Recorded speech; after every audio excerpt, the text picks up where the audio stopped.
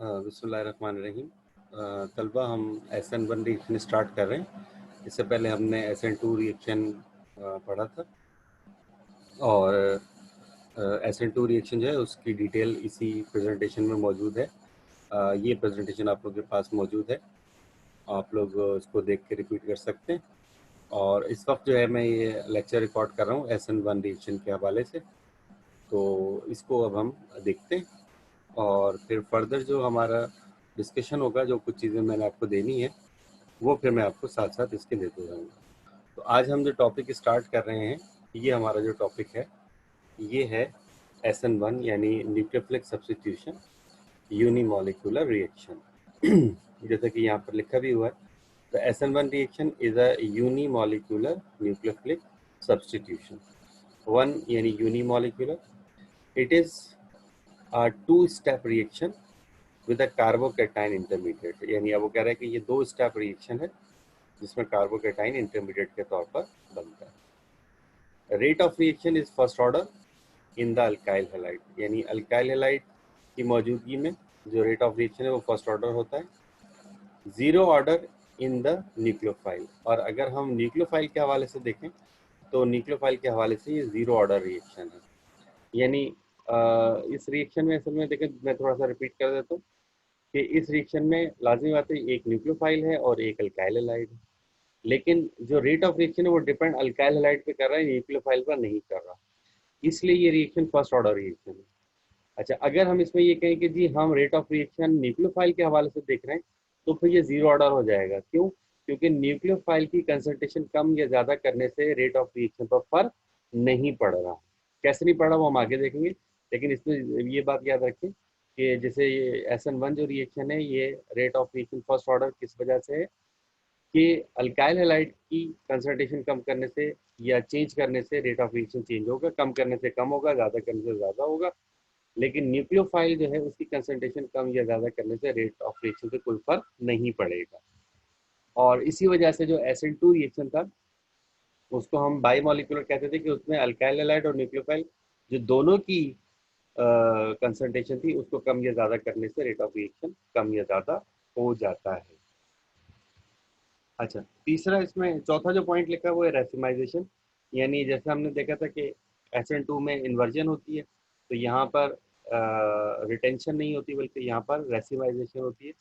Racemisation का मतलब ये है कि अगर एट ए टाइम रिटेंशन और इन्वर्जन हो तो ये दोनों प्रोसेस मजमूई तौर पर रेसिमाइजेशन कहलाते हैं। इन्वर्जन और रिटेंशन, अगर ये दो प्रोसेस एट ए टाइम हो तो ये दोनों मिलकर रेसिमाइजेशन कहलाते हैं।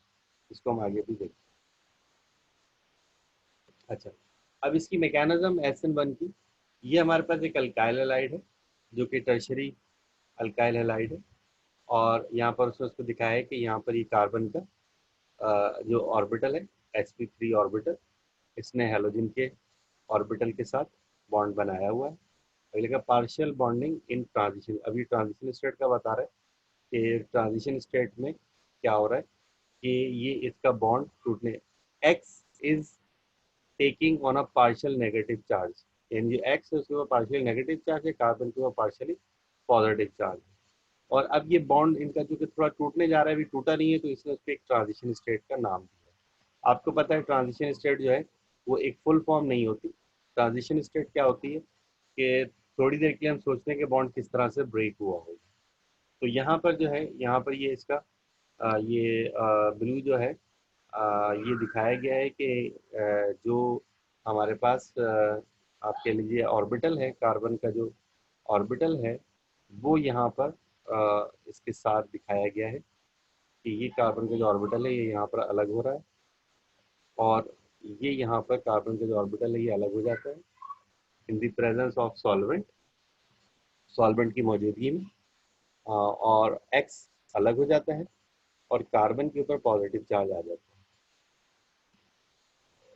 अब यहाँ पर उसने इसको बताया कि ये कार्बोकेटाइन की फॉर्मेशन हो रही है यहाँ पर, और ये रेट डिटर्मिनिंग स्टेप भी है। और यहाँ पर ये जो ब्लू कलर का ऑर्बिटल है ये अगर हम थोड़ा गौर से देखें तो जो कार्बन का sp3 3 ऑर्बिटल होता है जिसका एक्स से बॉन्ड बना होता है, ये बेसिकली वो ऑर्बिटल है। और यहाँ उसने दिखाने की कोशिश की कि जब एक्स निकल जाता है तो ये ऑर्बिटल खाली हो जाता है, और उस वक्त ये तकरीबन इक्वली डिस्ट्रीब्यूट हो जाता है। जो एस ऑर्बिटल है वो तकरीबन एक तरह से हम यूँ कह लीजिए कि पी जो ऑर्बिटल है उसकी शेप में आ जाता है, तो इसलिए ये पी ऑर्बिटल उन्होंने कंप्लीट दिखाया है यहाँ पर। और आपको मालूम है कि यहाँ पर जो कार्बन की हाइब्रिडाइजेशन है वो sp2 हो जाती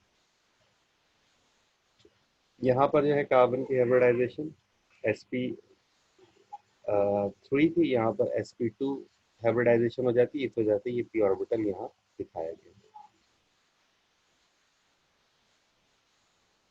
अच्छा, अगले स्टेप में कि जो न्यूक्लियोफाइल है, न्यूक्लियोफाइल जिसके ऊपर नेगेटिव चार्ज है या लॉन पेयर है, वो कार्बन के ऊपर अटैक करता है और इस तरह ये न्यूक्लियोफाइल कंप्लीट हो जाता है। यहाँ उसने लिखा भी है, the nucleophile attack the carbocation forming the product. अच्छा, अब नीचे क्या लिख रहा है, if the nucleophile was neutral a third step deprotonation will be needed. यानी अगर ये नेगेटिव चार्ज ना हो, नेगेटिव और पॉजिटिव आपको पता है मिलकर न्यूट्रल बना देंगे, अगर इसके ऊपर लॉन पेयर हो, कोई नेगेटिव चार्ज ना हो, तो फिर डीप्रोटोनेशन भी होती है। तो ये जो स्टेप है डीप्रोटोनेशन का स्टेप, वो यहाँ पर शो नहीं किया गया, लेकिन चले मैं आपको थोड़ा सा इसमें समझा देता हूँ कि ये जो इसने लिखा है कि if the nucleophile was neutral, यानी अगर यहाँ पर NH3 होता तो NH3 भी इस पर अटैक करता और यहाँ पर RNH3 बन जाता। ठीक है, क्या बन जाता, RNH3। अब ये जो RNH3 होता उसमें लाजमी है नाइट्रोजन की वैलेंसी 4 हो जाती, तो फिर वहां से एक प्रोटॉन का निकलना जरूरी था, तो वहां से फिर एक प्रोटॉन निकलता। तो इसलिए उसने लिखा है कि अगर न्यूक्लियोफाइल न्यूट्रल हो तो फिर उसके बाद एक डीप्रोटोनेशन का प्रोसेस भी पॉसिबल होता है। अच्छा, अगला स्टेप एनर्जी डायग्राम। ये यहाँ पर अल्काइल हैलाइड है और न्यूक्लियोफाइल मौजूद है। होता क्या है कि लाजमी है एनर्जी हाई होती है जब बॉन्ड ब्रेकिंग पर जाता है, तो ट्रांजिशन स्टेट, आपको पता है ट्रांजिशन स्टेट की एनर्जी हाई होती है, एक ट्रांजिशन स्टेट बनती है और उसके नतीजे में एक इंटरमीडिएट फॉर्म होता है, कार्बोकेटाइन अलग हो जाता है और एक्स अलग हो जाता है और न्यूक्लियोफाइल वहाँ मौजूद रहता है। फिर सेकंड स्टेप में न्यूक्लियोफाइल जब कार्बन पर अटैक करता है तो आर और न्यूक्लियोफाइल मिल जाते हैं और एक्स अलग हो जाता है, एक्स अलग होकर ये प्रोडक्ट बना लेता है। ठीक है, तो ये इस तरह से अलग होकर, अब उसने बताया कि रेट लिमिटिंग ट्रांजिशन स्टेप, कि यहाँ पर जो है क्योंकि ये हाई एनर्जी से गुजर रही है, तो यहाँ पर ये तेज़ी के साथ ये इसका रेट लिमिटिंग स्टेप है। और फिर बीच में हमें पता है कि दो ट्रांजिशन स्टेट के दरमियान जो चीज़ बनती है उसको हम इंटरमीडिएट कहते हैं। आर कैटाइन, आर पॉजिटिव बना यानी कार्बोकैटाइन बना, ये इंटरमीडिएट है। और फिर उसके बाद ये दूसरी ट्रांजिशन स्टेट से गुजर के यहाँ पर प्रोडक्ट में फॉर्म होगा। तो अब ये कह रहा है forming the carbocation is an endothermic reaction. यानी अब यहाँ से जब हम यहाँ पर गए थे तो यहाँ पे हमें इसको एनर्जी देना पड़ती है, ये सॉल्वेंट से एनर्जी लेता है और एनर्जी लेने के बाद आर पॉजिटिव बनता है और एक्स नेगेटिव, इस तरह से हमें ये चीज़ मिलती है। फिर क्या कह रहा है, step 2 is fast with a low activation energy. तो अब जो स्टेप 2 होता है उसकी एनर्जी, एक्टिवेशन एनर्जी लो होती है, यानी उसको कंप्लीट होने के लिए कम एनर्जी चाहिए होती है, इसलिए न्यूक्लियोफाइल आर पर अटैक करता है और हमें प्रोडक्ट हासिल हो जाती है।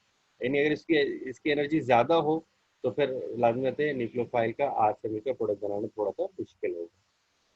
तो ये चीज़ इसमें इसने समझाने की कोशिश की है एनर्जी डायग्राम के जरिए कि ये जो है दो स्टेप में होता है। पहले स्टेप में कार्बोकैटाइन बनता है और दूसरे स्टेप में जो न्यूक्लियोफाइल है वो इस पर अटैक करता है। अच्छा, steric hindrance in nucleophilic substitution. अब इसको थोड़ा सा देखते हैं कि स्टेरिक हिंड्रेंस क्या प्रोड्यूस हो रही है। अब आप लोग थोड़ा सा अगर इसको पढ़ें, जैसे यहाँ पे उसने लिखा हुआ है the opposite is true of SN1 reaction. The starting material is again tetrahedral, 4 angles 109 degree, and intermediate cation.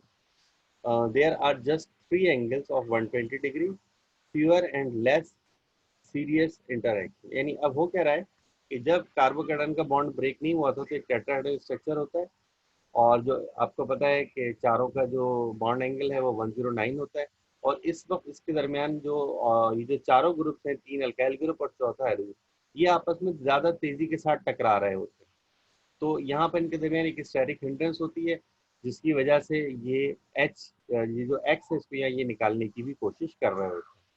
तो एक्स जब निकलता है तो एक्स के ऊपर नेगेटिव चार्ज आता है, एक्स अलग हो जाता है और यहाँ पर ये कार्बोकैटाइन बन जाता है। अब जब कार्बोकैटाइन बनता है तो एंगल जो है वो 120 डिग्री हो जाता है। और ये जो है अब तीनों जो अल्काइल ग्रुप्स होते हैं एक दूसरे से मैक्सिमम फासले पर चले जाते हैं। अच्छा, अब इसमें लिख रहे हैं in the transition state the angles are increasing towards 120 and all interaction with the living group are diminishing as it moves away. यानी अब हो क्या रहा है कि जब ये बॉन्ड ब्रेक होने जाता है तो जो एंगल्स हैं वो 109 से बढ़कर 120 हो जाते हैं और एक्स यहाँ से बाहर निकल जाता है। तो एक्स एक लिविंग ग्रुप के तौर पर यहाँ पर अमल करता है। अच्छा, नीचे के लिखा है there is steric acceleration in SN1 reaction rather than steric hindrance. यानी वो कह रहे हैं कि इसको हम स्टेरिक हिंड्रेंस नहीं कहते बल्कि स्टेरिक एक्सेलरेशन कहते हैं कि ये जो तीनों ग्रुप्स होते हैं जब ये आर के ऊपर दबाव डालते हैं तो आर यहाँ से एक्सेलरेट करके निकल जाता है और आर ग्रुप फिर एक दूसरे से मैक्सिमम फासले पर चले जाते हैं।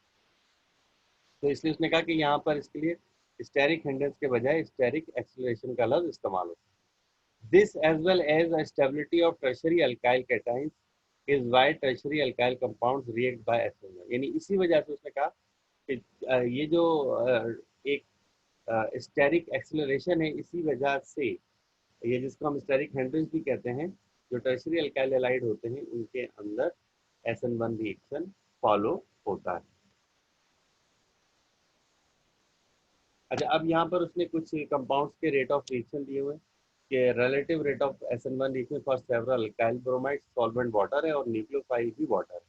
ठीक है। अच्छा, अब देखिए इसमें आमतौर पर होता ही है कि जो हम न्यूक्लियोफाइल इस्तेमाल करते हैं वो आमतौर पर हमें सॉल्वेंट से मिलता जुलता लेना होता है। अगर हमारा न्यूक्लियोफाइल अलग होगा, सॉल्वेंट अलग होगा, तो फिर हमें बहुत मिक्स प्रोडक्ट मिलेगी, क्योंकि आमतौर पर SN1 में जो सॉल्वेंट होता है वो एज अ न्यूक्लियोफाइल अटैक कर जाता है। तो अब ये हमारे पास टर्शरी अल्काइल ग्रुप है, ये सेकेंडरी है, ये प्राइमरी है, ये मिथाइल है। और यहाँ पर उन्होंने इसका रेट डिस्कस किया है कि जो रेट ऑफ रिएक्शन है वो जैसे तक आप देख रहे हैं 12 लाख है तकरीबन। यहाँ पर सेकेंडरी में कम हुआ, प्राइमरी में इसको उसने 1 लिया है और मिथाइल के अंदर 1 सॉरी मिथाइल के अंदर 1.05 लिखा है।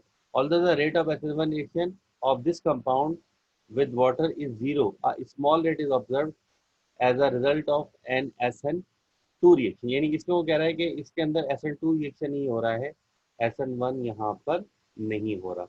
लेकिन उसने फिर भी उसको बताया कि बहुत ही स्लो रिएक्शन हो रहा है। तो यहाँ पर अगर हम इसको कंपेयर करें तो हम देखते हैं कि टर्शियरी अल्काइलाइड्स के अंदर आमतौर पर जो SN1 रिएक्शन है वो तेजी के साथ प्रोसीड हो जाता है।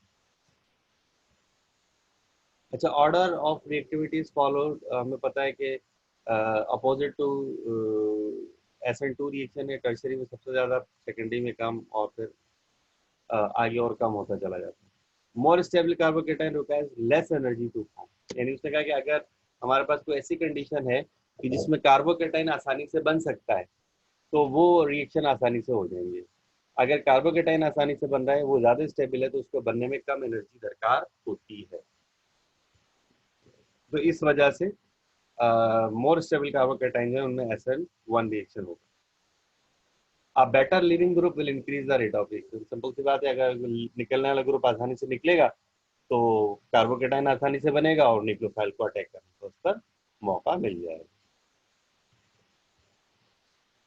ठीक है, तो यहाँ पर हम इसको खत्म करते हैं और आगे ये जो स्टीरियो केमिस्ट्री है ये मैं अगले नेक्स्ट उसके अंदर रिकॉर्ड करता हूँ।